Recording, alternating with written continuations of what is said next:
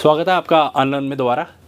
Unlearn में हम soil की सीरीज़ शुरू कर चुके थे हम, जिसमें हमने लेक्चर नंबर पहले आपकी स्ट्रेटजी डिस्कस की थी हमने। अभी लेक्चर नंबर 2 पार्ट 2 है हमारे पास। इस लेक्चर में हम कवर करने जा रहे हैं porosity, specific gravity, degree of saturation, air content, percentage और एयर वॉइड।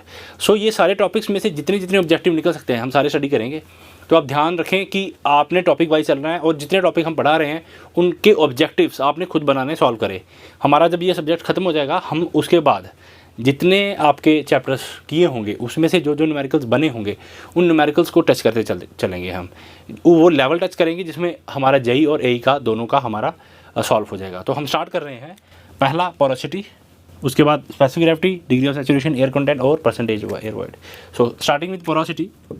तो हमने अब पोरोसिटी शुरू करनी है। देखिए वॉइड रेशो तक हमने कहा था volume of voids by volume of solids, तो वो वॉइड्स की रेशो थी। आज अभी हम स्टडी कर रहे हैं volume of voids by total volume. अब मैं टोटल वॉल्यूम में कैद हो चुका हूँ, मैं कह रहा हूँ जी वॉल्यूम ऑफ सॉलिड्स है, कुछ नीचे सॉलिड्स हैं, ठीक है जी, ये सॉलिड्स हैं और ऊपर हमारे पास वॉइड्स हैं। देखो मैं कह रहा हूँ कि मैं पूरे वॉल्यूम की बात कर रहा हूँ और उस पूरे वॉल्यूम में से वॉइड्स कितने हैं मैं उसकी बात कर रहा हूँ। अब मैं सॉलिड्स की बात नहीं कर रहा, मैं कह रहा हूँ volume of voids by volume, total volume sorry. Volume of void कितना है टोटल वॉल्यूम में, वो उसकी पोरोसिटी है। पोरोसिटी बेसिकली अगर आप जनरली बात करें, देखिए कोई एक सपोज क्रॉस सेक्शन है, ये कोई क्रॉस सेक्शन है, ये कोई ऐसे बॉक्स लगा दो आप, ठीक है। अब क्या है, सपोज ये बॉक्स में होल बहुत ज़्यादा है, बहुत ज़्यादा होल्स है इसमें, इस बॉक्स में ज़्यादा होल होंगे तो ज़्यादा पानी इसमें से ट्रैवल करेगा। अगर ऊपर से मैं पानी डालूंगा, शीट है कोई, शीट बड़ी सुराख है उसमें बहुत बड़े बड़े, तो पानी पास कर जाएगा इजीली। पानी जब इजीली पास कर गया मतलब वो शीट क्या है, वो शीट परमिएबल है। परमिएबल का क्या मतलब, परमिट टू पास, तो परमिएबल है। तो इसका मतलब जब बड़े बड़े सुराख होंगे पानी आसानी से यहाँ से पार निकल जाएगा, पास हो जाएगा। इसका मतलब ये है हमारे पास वॉइड्स का वॉल्यूम बढ़ जाएगा, वॉइड्स का वॉल्यूम हमारे पास बढ़ जाएगा एज कम्पेयर टू सॉलिड। अच्छा ये सॉलिड पार्ट ही तो है, ये जो बचा हुआ है ये सॉलिड पार्ट ही तो है, ठीक है। जाली है, जैसे जाली, तो जाली का ये जो पार्ट है ये सॉलिड है, फिर ये सुराख आ गया, ये बीच में सॉलिड है, फिर ये सुराख आ गया, ऊपर से पानी फेंकूंगा सुराख से निकल जाएगा। सॉलिड अगर कम होगा वो बड़ी जल्दी पास कर जाएगा। लेकिन अगर ये सॉलिड बढ़ गया, अगर ये ब्लैक कंपोनेंट बढ़ गया और वॉइड बिल्कुल छोटे छोटे हो गए तो पानी पास करना मुश्किल हो जाएगा। इसका मतलब आपके जो वॉइड्स हैं उनका वॉल्यूम अगर ज़्यादा होता है तो वो ज़्यादा खोखला सा सब्सटेंस हो जाएगा और लाइट वेट सब्सटेंस हो जाएगा। हाँ उसमें अगर पानी डालते हो वो अलग चीज़ है। तो हम सिर्फ वॉल्यूम के साथ अभी डील कर रहे हैं, कंपोनेंट के साथ नहीं। तो वॉल्यूम ऑफ वॉइड अगर बढ़ जाएगा, वॉल्यूम ऑफ सॉलिड छोटा हो जाएगा, तो उसमें से पानी जो है वो बड़ी ईजिली पास हो जाएगा, या एयर बड़ी ईजिली पास हो जाएगी, वो ज़्यादा परमिएबल हो जाएगा। ये कह रहा है कि पोरोसिटी क्या होगी, volume of void by total volume. जितना ज़्यादा वॉइड का वॉल्यूम, या ऊपर से आप यहाँ सिमिलरली वैसे दे सकते हो, ये डायरेक्टली प्रोपोर्शनल है, तो जितना ज़्यादा वॉइड का वॉल्यूम इतनी ज़्यादा पोरोसिटी, ठीक है जी। अच्छा, पोरोसिटी कैन नॉट एक्सीड 100%। अब मैंने कहा है लास्ट 2 पॉइंट्स में, जब हम 2 टर्म्स यूज़ की उसमें हमने कहा कि पानी जो है वो ज़ीरो होगा, अगर वाटर कंटेंट की बात करें तो वो ड्राई हो जाएगा। तो मैं अगर बात करूँ इससे पहले जो हमने पढ़ा है वॉइड रेशो, तो वॉइड रेशो में ज़ीरो नहीं होता क्योंकि वॉइड ही ज़ीरो नहीं होते। अब मैं कह रहा हूँ कि 100 से नहीं बढ़ सकता पोरोसिटी, वॉइड तो इसमें भी ज़ीरो नहीं होंगे, ज़ीरो तो होगा ही नहीं, इक्वल टू नहीं आएगा यहाँ पे, इक्वल टू यहाँ पे नहीं आएगा। 0 से वैल्यू कुछ बड़ी है, 100 से वैल्यू कुछ कम है। ज़्यादा से ज़्यादा क्या होगा, ज़्यादा से ज़्यादा क्या हो सकता है, 99 तक वो हवा ही हवा हो सकती है। मैं ये तो नहीं कहूँगा डब्बा खाली है, जब डब्बा ही खाली है तो एक ही वॉइड हो गया। जब वो डब्बा पूरा खाली है, अगर मैं 100% की बात करता हूँ, तो वो डब्बा बनेगा भी कैसे, सॉलिड तो आसपास चाहिए ना जिसमें वो वॉइड कंट्रोल करेगा, इसलिए वो 100% नहीं हो सकता। मैंने कह दिया जी, इस पर भी बात हो सकती है कि 100% क्यों नहीं हो सकता, वो पूरा खाली हो सकता है वॉइड, लेकिन अब वॉइड कहीं शो तो करोगे। ये जो ये 100% नहीं है, क्योंकि अगर मैं इसको वॉल्यूम को कंट्रोल करूँ तो ये ब्लैक वाला एरिया जो है ये 100 से कट रहा है, ये 100 से ये ब्लैक वाला एरिया कट रहा है। अगर ये अंदर खाली भी है तो भी, इसका मतलब 99% पे है ये। अगर मैं 100 पे ले गया तो ये ब्लैक भी उड़ गया, अब तो ये एयर के साथ मिक्स हो गया, ये तो ब्रह्मांड में चला गया, कहाँ है वॉइड। कंट्रोल वॉल्यूम कितना, 100% तक नहीं, पर 100% तक जा सकता है, 100% के बराबर वो नहीं हो सकता। तो कहने का मतलब ये है कि आपकी जो पोरोसिटी है वो volume of voids by total volume है। और पोरोसिटी 100% को एक्सीड नहीं कर सकती। कहीं कहीं बुक्स में इन्होंने इक्वल टू 100 भी लिखा हुआ है, लेकिन अगर आप स्टैंडर्ड बुक्स को खोजो तो कभी भी 100 के बराबर अगर लो वो आंसर गलत है, ठीक है। सो 0 भी नहीं हो सकता क्योंकि वॉइड तो होगा ही होगा, ठीक है, उसका वॉल्यूम तो होगा ही होगा। तो इसमें एक दो रिलेशन है, मैं पहले करा चुका हूँ, n equal to e upon 1 plus e, e equal to n upon 1 plus 1 minus n, तो ये हम कर चुके हैं। अब एक जो टॉपिक है स्पेसिफिक ग्रेविटी, इसमें बहुत लोगों को कन्फ्यूज़न रहता है। स्पेसिफिक ग्रेविटी में पॉज करें। सो स्पेसिफिक ग्रेविटी है हमारे पास। स्पेसिफिक ग्रेविटी क्या है? देखिए, स्पेसिफिक ग्रेविटी एक टर्म है जो दो चीज़ों को कंपेयर करती है। किन किन चीज़ों को कंपेयर करेगी? यूनिट वेट को भी कंपेयर कर सकती है, डेंसिटी को भी कंपेयर कर सकती है, किसी एक सैंपल के या किसी एक कंपाउंड की डेंसिटी को उसके स्टैंडर्ड के साथ। सपोज हम लिक्विड की बात करें तो लिक्विड की, सपोज किसी भी लिक्विड की डेंसिटी है, मरकरी की होगी, यूनिट वेट मरकरी का हो गया, उसको कंपेयर कर लो आप वाटर के साथ, ठीक है। गैस को ही ले लो, उसको कंपेयर कर लो एयर के साथ। तो इस तरह से जो स्पेसिफिक ग्रेविटी है आपकी, वो यूनिट वेट ऑफ सब्सटेंस, जो भी सब्सटेंस आपने लिया हो उसका यूनिट वेट और डेंसिटी ऑफ दैट सब्सटेंस या उसकी डेंसिटी, ठीक है, divided by unit weight of standard substance. अब अगर आप पानी का कंसिडर कर रहे हो, कोई चीज़ है जो लिक्विड फॉर्म में है, उसका यूनिट वेट आपने ऊपर लिख देना है, नीचे आपने यूनिट वेट लिख दिया वाटर का, ठीक है। या गैस की अगर बात कर रहे हो तो ऊपर कोई भी गैस आ गई, कोई भी गैस, उसको डिवाइड कर दिया एयर की यूनिट वेट या एयर की डेंसिटी के साथ, तो जो निकल करके आएगा वो स्पेसिफिक ग्रेविटी होगी। सेम चीज़ सॉइल में, ये हमारे यहाँ सॉइल में अप्लाई हो रही है, सेम चीज़ फ्लूइड में लगेगी, सेम चीज़ सो में लगेगी, थोड़ा थोड़ा चेंजेस के साथ। तो उसके बाद है स्पेसिफिक ग्रेविटी हम मेजर कैसे करेंगे? देखिए, स्पेसिफिक ग्रेविटी मेजर करने के बड़े तरीके हैं, जो हम सॉइल में पढ़ेंगे वो है पिक्नोमीटर मेथड। सो पिक्नोमीटर मेथड हम आगे पढ़ेंगे। पिक्नोमीटर मेथड से हम स्पेसिफिक ग्रेविटी को नोट कर सकते हैं। आगे हम मेथड्स करेंगे, ओवन ड्राइव वगैरह, वहाँ क्लियर हो जाएगा। उसके बाद है स्पेसिफिक ग्रेविटी जो है ऑर्गेनिक सॉइल्स की अगर हम बात करें तो ऑर्गेनिक सॉइल की स्पेसिफिक ग्रेविटी 1.2 से लेकर के 1.4 तक जाती है, और इनऑर्गेनिक जो सॉइल्स हैं उनकी जाती है 2.6 से लेकर 2.75। और ये कम ज़्यादा का डिफरेंस क्यों है? इसलिए है, सपोज़ मैं ऑर्गेनिक सॉइल की बात करता हूँ, ठीक है जी, मैं कह रहा हूँ देखो यूनिट वेट किसी भी एक स्टैंडर्ड सब्सटेंस का तो सेम रहेगा। सपोज़ अगर आप वाटर की बात करें, उसका यूनिट वेट यहाँ सपोज़ वाटर का मैं सपोज़ कर लेता हूँ 10 है, तो ये नीचे सेम रहेगा। अब जिस पर्टिकुलर आइटम का, सब्सटेंस का, सॉइल का यूनिट वेट ऊपर ज़्यादा होगा, जो ऊपर मैं लिखूँगा, उसी का स्पेसिफिक ग्रेविटी बढ़ जाएगी। इसका मतलब कहने का ये है कि अगर स्पेसिफिक ग्रेविटी को मैं डील कर रहा हूँ तो मैं इक्वल टू लिखा मैंने ऐसे, नीचे जो है वो सेम रहेगा, कोई भी यूनिट वेट लिख लो। सपोज मैं 10 लिख दूँ, क्यों सेम रहेगा? अगर मैं एयर ले रहा हूँ, कोई भी गैस ले रहा हूँ, तो गैस का ऊपर आ जाएगा, डिवाइड बाई यूनिट वेट उस एयर का आ जाएगा, एयर का तो सेम रहेगा, ऊपर गैसें चेंज होती जाएंगी। सिमिलरली अगर मैं वाटर का बात करूँ तो नीचे unit weight of water same रहेगा, ऊपर मरकरी आए, कुछ भी आए, वो चेंज होता रहेगा। इसका मतलब ये तो कांस्टेंट हो गया। तो ये डिपेंड करेगा कि आपका अगली चीज़ कौन सी। स्पेसिफिक ग्रेविटी उसी चीज़ की ज़्यादा होगी जिसका यूनिट वेट जिस सब्सटेंस का ज़्यादा होगा, ठीक है जी। अब इसे सोचने में या करने में क्या चीज़ आई है? देखिए, मैंने कहा ऑर्गेनिक सॉइल्स, क्योंकि एग्ज़ाम में कन्फ्यूज़न हो जाती है। कन्फ्यूज़न क्या हो जाती है? हम कहते हैं कि जो ऑर्गेनिक सॉइल का 2.6 है, दिमाग कहता है इनऑर्गेनिक का 2.6 है। तो इसको कॉन्सेप्ट के साथ अगर आपने समझा हो तो फिर ये समझ में आ जाएगा। कॉन्सेप्ट कैसे? देखो, मैं ऑर्गेनिक सॉइल की बात कर रहा हूँ, मैं कह रहा हूँ इसका जी 1.2 से लेकर के 1.4 तक है, और इनऑर्गेनिक की अगर मैं बात कर रहा हूँ तो इसका जी 2.6 से लेकर 2.75 तक है। तो मतलब ये इसका जी जो है वो कम है, यूनिट वेट कम है, इसका यूनिट वेट ज़्यादा है। कैसे?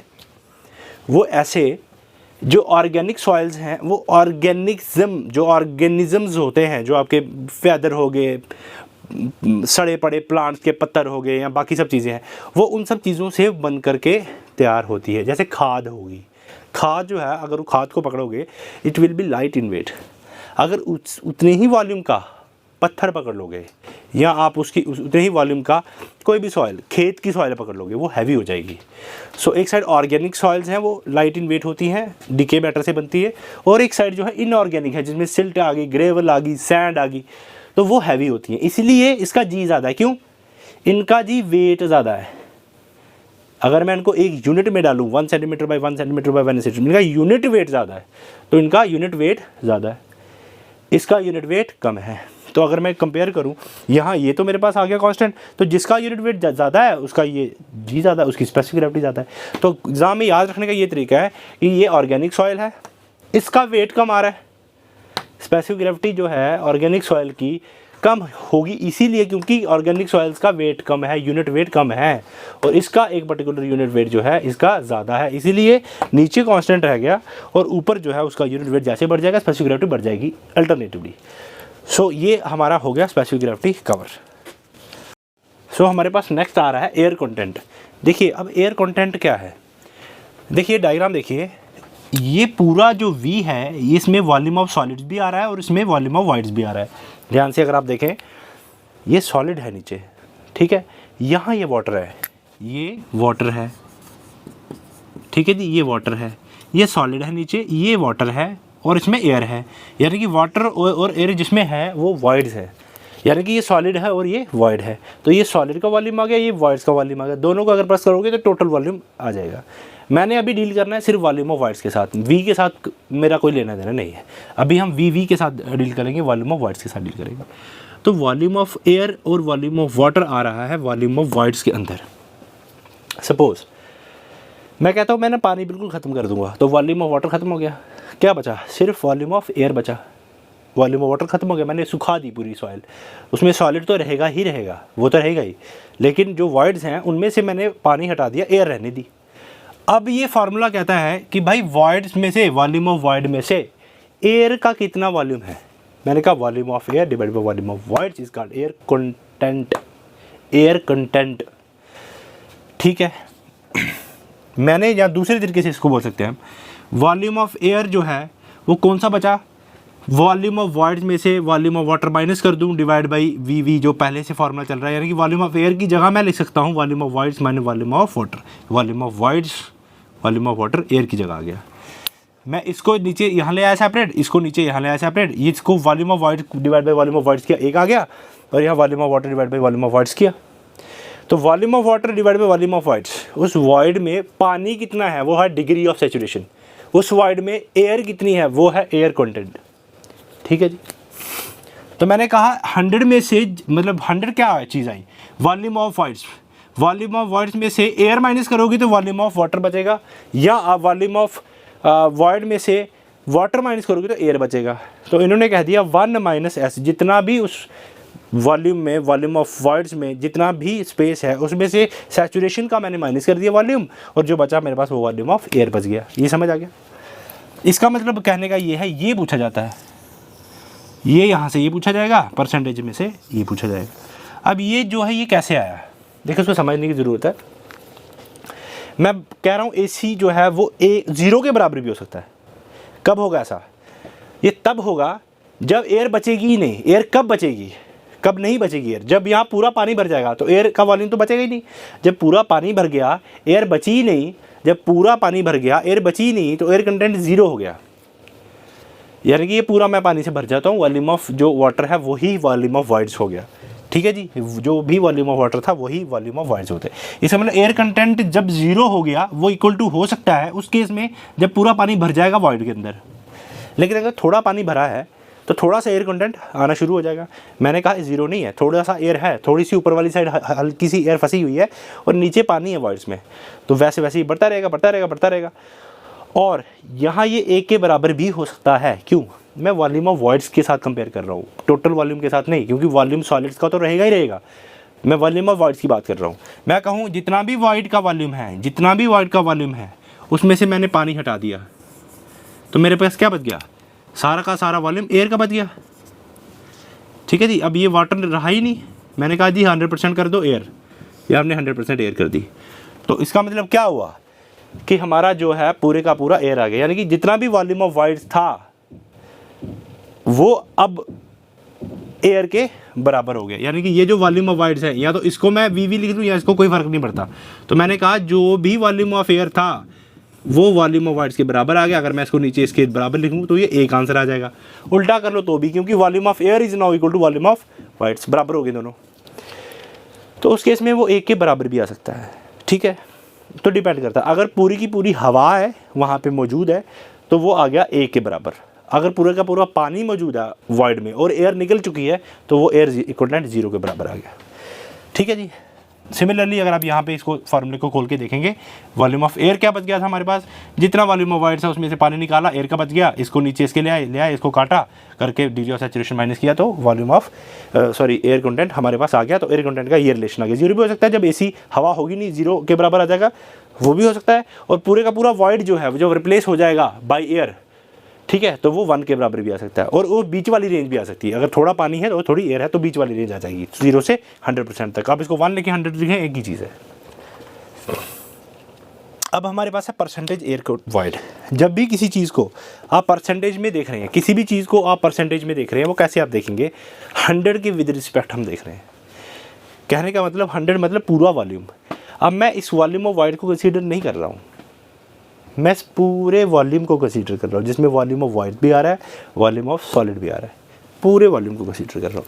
तो जब आप पूरे वॉल्यूम को कंसीडर करोगे तो इस पूरे वॉल्यूम में एयर का वॉल्यूम कितना है उसका जब कंपैरिजन करोगे तो बन जाएगा percentage air void, sorry percentage air content भी बोल सकते हो, वॉइड बोल सकते हो, मेरे कंटेंट लिखा हुआ है इसमें परसेंटेज वॉइड। ठीक है, परसेंटेज वॉइड। ठीक है, कितने एयर परसेंटेज वॉइड का है, कितना परसेंटेज वॉइड का एयर है, ये VA वो है, और टोटल वॉल्यूम कितना है वो हो गया परसेंटेज एयर वॉइड। अब इसमें पूछा क्या जाता है, पूछा ये जाता है क्यों इसमें और इसमें दिक्कत हो जाती है दोनों में।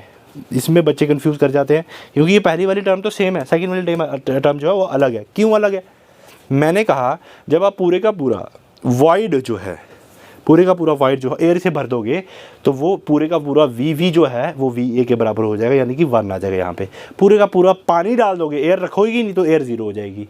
वो गेम समझ में आ गई।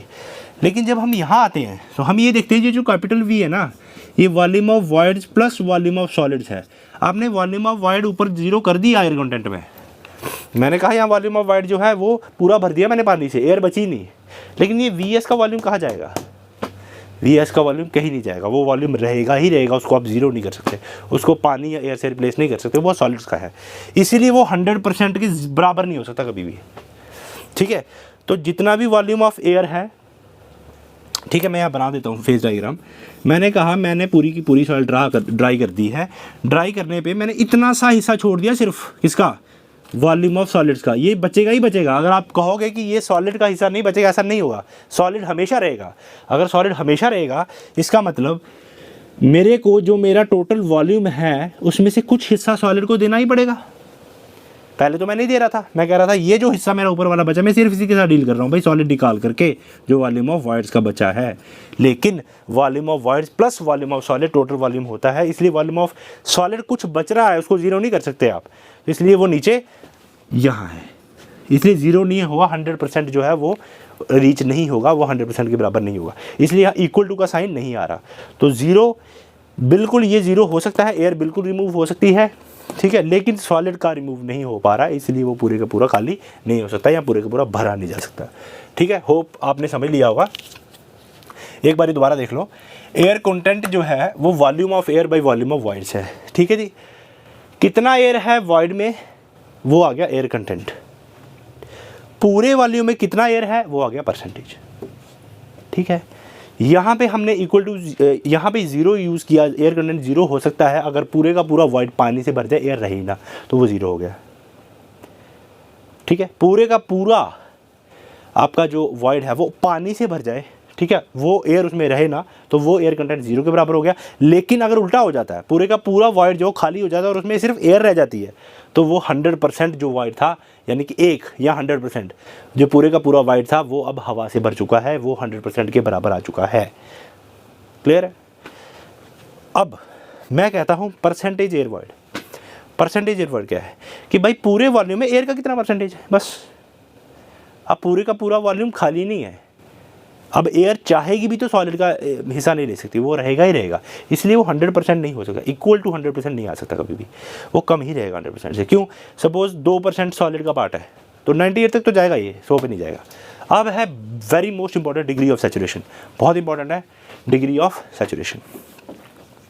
देखो डिग्री ऑफ सैचुरेशन क्या है, मैंने कहा आपसे कि वॉल्यूम ऑफ वॉइड जो है उसमें या पानी हो सकता है या एयर हो सकती है। अगर उस वॉल्यूम ऑफ वॉइड में एयर है तो वो बनेगा air content, volume of air by volume of voids. एक बारी और आप फेज डायग्राम देख लो, मैं यहीं बना देता हूँ कहीं पे। मैं कहता हूँ ये मेरा एक सॉइल सैंपल है, इसमें सॉलिड है, ऊपर वाटर है, फिर एयर है, ये एयर आ गई आपकी, ये आपका वाटर आ गया, ये आपका सॉलिड आ गया। अब मैं ये कहता हूँ कि ये जो एयर वाटर किस में घुसेगा, ये उसी में घुसेगा जहाँ सुराख होंगे, जहाँ वॉइड्स होंगे। ये अलग है, ये ध्यान रखना, ये कटा हुआ है यहाँ से। तो ये वॉल्यूम ऑफ वॉइड्स है। अब मैं वॉल्यूम ऑफ वॉइड्स में एयर भी रख सकता हूँ, मैं वाटर भी रख सकता हूँ। तो मैं वॉल्यूम ऑफ सॉलिड भी है नीचे, ये ज़ीरो कभी नहीं हो सकता, ठीक है। मैं कहता हूँ अगर वॉल्यूम ऑफ वॉइड में एयर डाल दूँ तो वो बन जाता है एयर कंटेंट। अगर उसी वॉल्यूम ऑफ वॉइड में पानी डाल दूँ वो डिग्री ऑफ सैचुरेशन। एक वॉइड में कितना पानी है वो उसकी डिग्री ऑफ सैचुरेशन को डिफाइन करेगा। अब ये देखो, अब मैं वॉइड की बात करूँगा, सॉलिड का हिस्सा मैं मिटा देता हूँ, मैं वॉइड की बात करूँगा। ये अब वाटर मैंने भर दिया, चलो कि ये खाली है फिलहाल, मैंने वाटर नहीं भरा, ठीक है। ये डब्बा खाली है, वॉइड जो है उसमें कुछ भी नहीं भरा हुआ है, एयर है इसमें, खाली है, ये पूरा डब्बा खाली है। पूरा डब्बा खाली होगा, ड्राई है, पानी नहीं है, ड्राई है। ड्राई है तो डिग्री ऑफ सैचुरेशन क्या आ गई, ज़ीरो। अगर इस पूरे डब्बे में मैं पानी भर दूँ, पूरे डब्बे में मैं पानी भर दूँ, देखो एक चीज़ और है, अगर तो ये ड्राई है, पहले पानी नहीं है, तो ये सॉलिड और ड्राई रहेगा, यानी कि ये 2 फेज़ में काम करेगा, 3 फेज़ नहीं है, 2 फेज़। क्योंकि सॉलिड है और पूरे का पूरा खाली है, वो हो गया एयर, सॉलिड और एयर 2 फेज़। या सॉलिड और पानी, फिर भी 2 फेज़, एयर नहीं आई। तो मैंने कहा जब पूरे का पूरा एयर थी, मैंने कहा वो ड्राई था, वो ज़ीरो थी डिग्री ऑफ सैचुरेशन। जब पूरे का पूरा पानी है, वो वेट है और वो फुल्ली सैचुरेटेड 100% कंडीशन में, 100% कंडीशन में, ठीक है। अच्छा, सैचुरेटेड हम पानी से नहीं बोल सकते, हम इस भाषा का यूज़ यहाँ पे ड्राई में मैं ज़ीरो कह रहा हूँ, लेकिन जब हम अटरबर्ग लिमिट पे जाएंगे, जब हम अटरबर्ग लिमिट पे जाएंगे उसमें सैचुरेशन का मतलब कुछ और होगा, वो वहाँ समझेंगे। यहाँ आप अच्छे से समझ लो कि जो ड्राई है वो ज़ीरो है, यहाँ पानी नहीं है बिल्कुल भी, अभी फ़िलहाल इसमें एयर है। मैंने एयर को रिप्लेस कर दिया पानी के साथ, मैंने सारा पानी डाल दिया, वॉइड पूरे के पूरे भर दिए पानी से, अब वो सैचुरेटेड पे आ गई, यानी कि 0 से 100 पे घूम रही है हमारी डिग्री ऑफ सैचुरेशन। जो ड्राई होगी, जब एयर पानी होगा ही नहीं तो वो ज़ीरो, जब पानी फुल होगा वो सैचुरेटेड, और वो बीच में घूमेगी। कैसे, ड्राई, पहले ड्राई था, अब थोड़ा सा मैंने पानी ऐड कर दिया, बिल्कुल भी बारिश नहीं हो रही थी, सूखा था, गर्मी थी, कोई बारिश नहीं थी, कुछ नहीं था। अब अचानक से थोड़ी सी ह्यूमिडिटी हो गई, थोड़ी सी बारिश पड़ गई। अब थोड़ी सी बारिश पड़ेगी तो सॉइल के अंदर थोड़ा सा पानी इकट्ठा हो गया। अब जो हुआ है वो क्या कहते हैं मौसम को, ह्यूमिडिटी हो गई जी। बारिश के बाद क्या हो गया, ह्यूमिडिटी। ह्यूमिडिटी कैसी कि ह्यूमिड हो गया, थोड़ा सा टेम्परेचर गिर जाता है ह्यूमिडिटी जब होती है, लेकिन पानी की वैल्यू जो है वो बढ़ जाती है सॉइल के अंदर। जो नलके सूखे होते हैं ना घरों में, सूखते नलके नहीं, वो नलके जो है वो पानी देना शुरू कर जाते हैं, क्योंकि वाटर लेवल थोड़ा सा रेज हो जाता है। उसके बाद और पानी पड़ा, बारिश दूसरी है, डैम्पनेस होगी। यहाँ पे आ गया आपने कहा भाई साहब डैम्पनेस होगी, कैसे होगी? मैंने कहा 0 ड्राई पे था, 0 से 25 ह्यूमिड पे है, 25 से 50 डैम्प पे है। अब डैम्पनेस आ गई। अब डैम्पनेस जो है वो 25 से 50 पे खेल रही है। अब 50 पे पहुंच गए हम। फिर मैंने कहा मॉइस्ट, मैंने और बारिश करा दी और मॉइस्ट हो गया जी, मॉइस्चर आ गया। ये मॉइस्चर आ गया। मॉइस्चर के बाद हमने और पानी ऐड किया, हमने वेट कर दिया इसको पूरा, ये वेट है। आगे हम इसका एक ऑब्जेक्टिव आएगा वेट सैचुरेटेड, और उसमें सारा कुछ गुप्ता का है वो, तो वो आ गया। उसके बाद लास्ट में है सैचुरेटेड, पूरा पानी भर दिया मैंने अब। याद रखने के लिए आप ये सोच सकते हो सबसे पहले कि जो ड्राई सॉइल की कंडीशन आएगी किसी भी सैचुरेटेड के उसमें, तो वो 0 हो जाएगा, degree of saturation equal to 0 हो जाएगा, वो ड्राई कंडीशन होगी। इक्वल टू 100% होगा, वो सैचुरेटेड कंडीशन हो। जितनी भी कंडीशन बीच में चलेंगे उनको बोलेंगे पार्शियली सैचुरेटेड सॉइल कंडीशंस, और उनमें क्या क्या आता है, ह्यूमिड, डैम्प, मॉइस्ट, वेट। ये आपको याद रखनी है 4, और ये आएंगी हमेशा, ये टेबल आएगा। तो याद करने का क्या तरीका है, सॉइल कंडीशन, यहाँ पे आ गया डिग्री ऑफ सैचुरेशन। अब ये सॉइल कंडीशन है ड्राई, ह्यूमिड, डैम्प, मॉइस्ट, वेट, सैचुरेटेड, 0 से शुरू हो जाओ और 100 पे ख़त्म करनी है। हमें पता ही है 0 से 25, 25 से 50, 50 से 75 और 75 से 100। तो जब हम 100 पे पहुंच जाएंगे वो यहाँ सैचुरेट होगी, ऊपर होगी हमारे पास ड्राई। तो ये हमारी डिग्री ऑफ सैचुरेशन है। तो फुल्ली सैचुरेटेड के लिए यहाँ पे 1 और ड्राई के लिए 100। 1 हमेशा 100 के बराबर ही हो सकता है। और सो हमने जो अभी ख़त्म किया है porosity, specific gravity, degree of saturation, air content और परसेंटेज एयर वॉइड, इस टॉपिक्स के रिलेटेड जितने भी ऑब्जेक्टिव बन सकते हैं आप उनको घर पे सॉल्व करें। कोई अगर नहीं सॉल्व हो रहा, पर्टिकुलर टॉपिक आपको समझ नहीं आ रहा, आप नीचे मेंशन कर दें। नेक्स्ट वीडियो के स्टार्टिंग में उस टॉपिक को दोबारा एक बार छेड़ेंगे, उसके आसपास के जितने ऑब्जेक्टिव हम करेंगे। हम एक टॉपिक ख़त्म करने के बाद मेरी ये कोशिश है कि 1-2 चैप्टर जब हमारा ख़त्म हो जाए, मैं हर चैप्टर के बाद ऑब्जेक्टिव कराऊँ, उसका कोई फ़न नहीं बनेगा, वो आपको याद भी नहीं रहेंगे। सो 2-3 चैप्टर अलग हो जाएंगे जिसमें अलग अलग टॉपिक आ जाएंगे। जैसे ओरिजिन ऑफ सॉइल पढ़ लिया, ठीक है, सॉइल वाटर रिलेशनशिप्स पढ़ ली। अब सॉइल वाटर रिलेशनशिप जो है वो एक पर्टिकुलर टॉपिक है, वो आ जाएगा लेक्चर नंबर जैसे 2 लिखा है, तो उसके अंदर पार्ट 1, 2, 3, 4, 5 मतलब उसके अंदर घुसेंगे हम पर्टिकुलर एक टॉपिक के अंदर। सो हर एक टॉपिक का एक लेक्चर रहेगा, हर एक टॉपिक का, उसके आगे सब पार्ट्स बनेंगे, ठीक है जी। सो सब पार्ट्स बनाने का ये मकसद है कि हम पर्टिकुलर एक टॉपिक के अंदर घुस सकें, ठीक है। तो आप लेक्चर नंबर जैसे 2 आ गया, पार्ट 1, 2, 3 जितने इसके बन सकेंगे उस हिसाब से हम चलेंगे। तो सेकेंडली आपसे ये रिक्वेस्ट है कि आप इस चैनल को लाइक करें, सब्सक्राइब आप कर लें और बेल आइकन को दबा लें, जैसे ही हमारी कोई वीडियो रिलीज़ होगी आप तक पहुँचे। और कमेंट करें अगर आपको कोई इसमें लगता है कि हम इसको इम्प्रूव कर सकते हैं। हमारे ऑफलाइन बैच मैंने आपको पहले ही बताया स्टार्ट हो चुके हैं, आप ज्वाइन कर सकते हैं हमारे साथ आकर के और हमारे साथ पढ़ सकते हैं। ऑफलाइन बैचेस में हमारा जो भी क्राइटेरिया है, आप फ़ोन करें, नंबर नीचे दिया हुआ है, हमारी टीम आपके साथ कॉन्टैक्ट कर लेगी, तो आप आकर के ज्वाइन कर सकते हैं। जम्मू में हमारा कोचिंग इंस्टीट्यूट रन कर रहा है, बाकी सारे डिटेल्स जो है वो आपको टीम बता देगी। सो आके ज्वाइन कर सकते हैं आप। और इसके ऊपर मैं आपको बताऊँ, सॉइल इंजीनियरिंग हम ख़त्म करने के बाद जो भी कमेंट में आपके सजेशंस होंगे, हमें नेक्स्ट सब्जेक्ट वो पढ़ना है, तो वही सब्जेक्ट हम स्टार्ट करेंगे। हमारे साथ बने रहें, कॉन्टीन्यूसली वीडियोस आती रहेंगी और आप समझ करके पढ़ते जाएं। हमारा टारगेट यही है कि हमने बिल्कुल कॉन्क्रीट स्टडी करनी है, हमने दाएं बाएं नहीं घूमना है, हमने अपना ट्रैक देखना है कि ये हमारा सिलेबस है, ये हमारा एई का सिलेबस है और ये हमारा जेई का सिलेबस है, इसमें क्या पूछा जाता है हम उसी के आसपास घूमेंगे। फालतू पढ़ेंगे उसकी रिवीजन नहीं कर पाएंगे, बहुत सारी जगहों से पढ़ेंगे, रिवीजन नहीं हो पाएगी, एग्ज़ाम क्रैक नहीं हो पाएगा। कॉन्क्रीट पढ़ेंगे, उसको बार बार पढ़ेंगे और वहीं से हम रिवाइज करके हम उसको एक कंप्लीट शेप दे सकते हैं, एक अच्छा रैंक इंप्रूव कर सकते हैं। सो हमारे साथ बने रहें। ऑफलाइन बैच के लिए आपको नंबर दिया है, कॉल करें, हमारी टीम को कांटेक्ट करें और उस पर ज्वाइन करें। Thank you so much. Subscribe कर लें और अगली वीडियो के लिए इंतज़ार करें।